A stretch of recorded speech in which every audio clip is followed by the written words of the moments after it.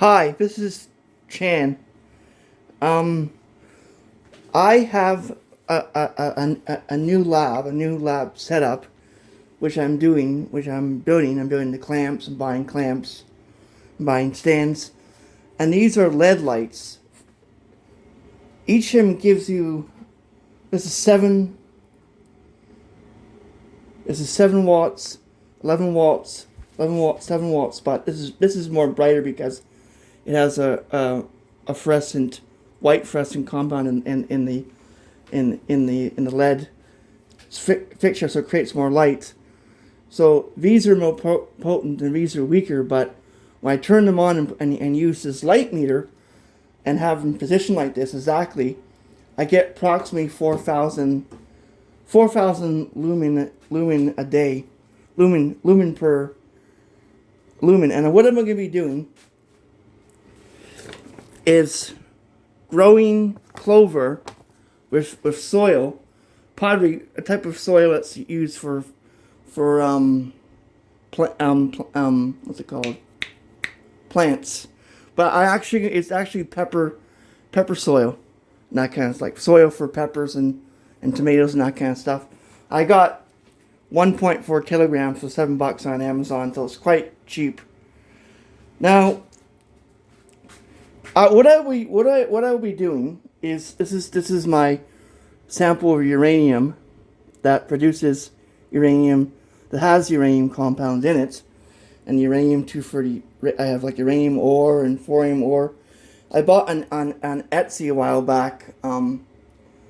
Let's see, glazed pottery, which a plate, which I'll be putting clover on a aluminum tray, and putting soil into it, and making the clover grow, and put them underneath these lights and that kind of stuff. And then I'll have over here I have an electric timer that times it for 12 hours day, 12 hours light, 12 hours night, so it actually will grow properly in a controlled environment. A lot of uncontrolled environments, things that in the environment that I can't control, like humidity and that kind of stuff, is tricky. But I can control a lot of things.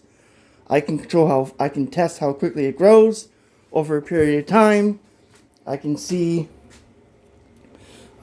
the humidity and the temperature and record that. So it is quite interesting what I can do with this stuff. And I have this power surge protector, which I can turn on, and they're quite bright, and they do consume a lot of power and that kind of stuff. So I'm going to be having it on for a few weeks, maybe a week or so, I think, with the clover. And back here I have water, a couple of beakers of water. This one's sealed and clean, so I'll be using this for the clover for better control. And that's the guider counter down there. So on with that, I'm going to have to turn off these lights. What am I doing here? I got these clamps. I'm organizing clamps. I have flask and I have magnesium and other compounds. But I'm just doing more, storing more stuff. Like this is for the aromatherapy of ethanol that I'll be doing soon when I have time. This is copper salts. Copper. This is potassium chloride. Other stuff I do. This is down here is bleach. I might buy like pool bleach in tablets eventually, but it's not right now. For disinfecting that kind of stuff, I really need it. You have to be very careful with that too. Now, this is my cabinet. It's stainless steel, high quality.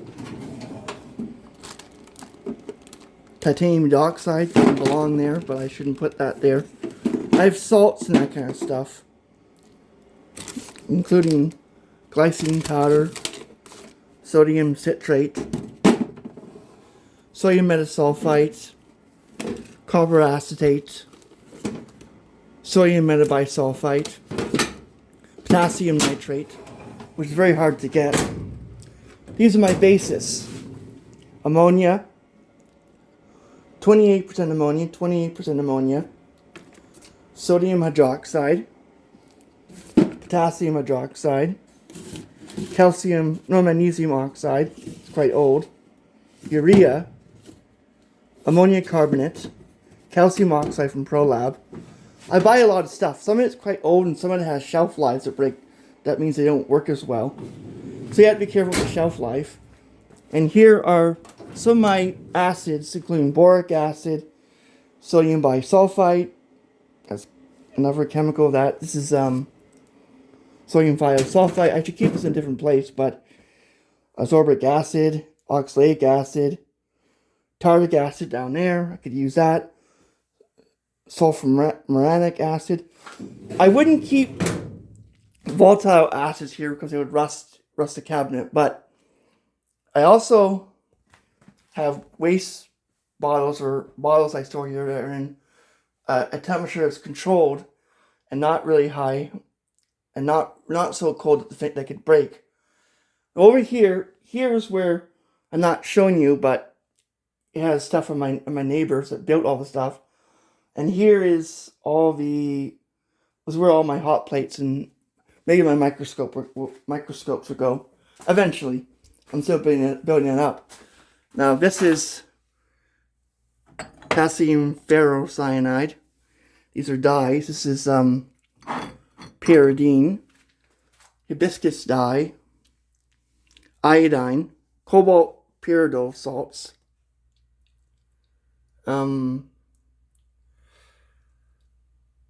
hydrogen cyanide solution that I produced from leaves 7 years ago. We won't do anything. Acid waste. A lot of stuff I have here. Lead acetate. I'm finding a way of storing them better. And I have this for like friendly bacteria that I can use for culture stuff.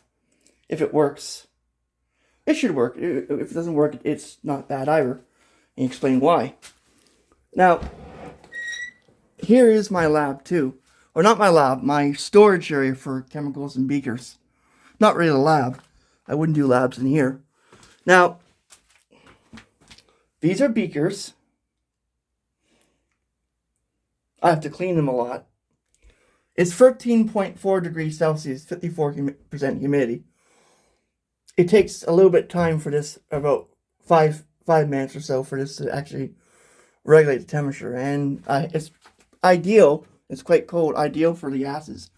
The acid stuff is quite insulated, so that's really good. That's 13 or 14% hydrobromic acid with a bit of bromine in it. That's why it has that color.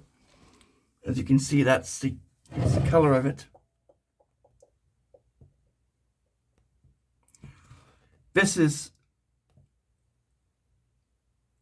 hydrochloric acid. This over here is phosphoric acid I got from Prolab. Cannot buy from Prolab anymore because they won't sell it to individuals anymore. And it was super expensive, like 7 or 8 chemicals could cost me minimal order of $250, so I can't. So they're really rare now. I won't use them unless I really need to, and they're quite dangerous if you don't use them properly. That is sulfuric acid right there. That's 98%, 95, 90%. That's 18 moles, and that's acetic acid. That's acetic acid. There are a lot of things I'm doing. I'm dealing with. I have from Amazon and other companies. I have 99.99% isopropanol. I have methanol. I have 70% ethanol. I have a lot of stuff. I mean, I also have stuff that's stored away from acids. It's on a stable shelf. I have hexamine. I have other chemicals. This over here is hexamine. A lot of things. I have bottles. These are methylene blue, other compounds that actually came from Russia.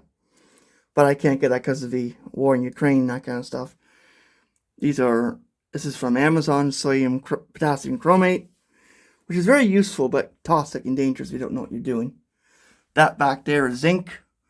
I have a whole bunch of chemicals, and I have the lead chromate, different compounds. This is a wine. No, it's a fermentation jug that I'll probably be using for the some of the aromatherapy stuff. I will be using it. These are acid waste. This is antifreeze I had for a long time from Amazon. that is aged 35% hydrogen peroxide. I don't really know the strength of it, so I have to be careful when using it. So this is just what I'm going to show you now. This is quite good. This is a really good job, and it's a work in progress. It's insulated, so it's kind of perfect for what I need it for. And the wall and that kind of stuff it's good insulation and like good ventilation too. So it's a really perfect place to be storing stuff. Thanks for watching. Chan out.